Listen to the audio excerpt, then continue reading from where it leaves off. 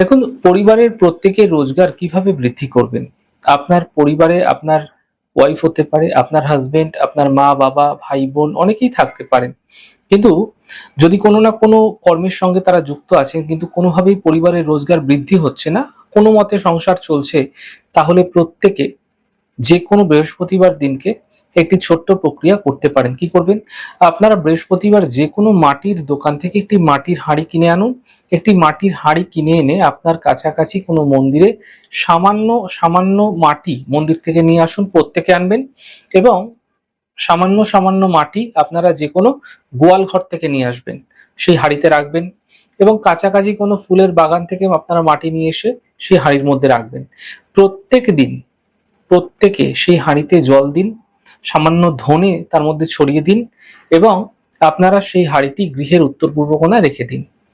দেখবেন প্রত্যেকভাবে অল্প অল্প করে জল দিতে থাকবেন, আপনার পরিবারে বিভিন্ন দিক থেকে আসা যে রোজগারের যে সমস্যাগুলি যেগুলি শুরু হয়েছিল সেগুলি ধীরে ধীরে আপনাদের ক্ষেত্রে দূর হতে আপনারা দেখতে পাবেন।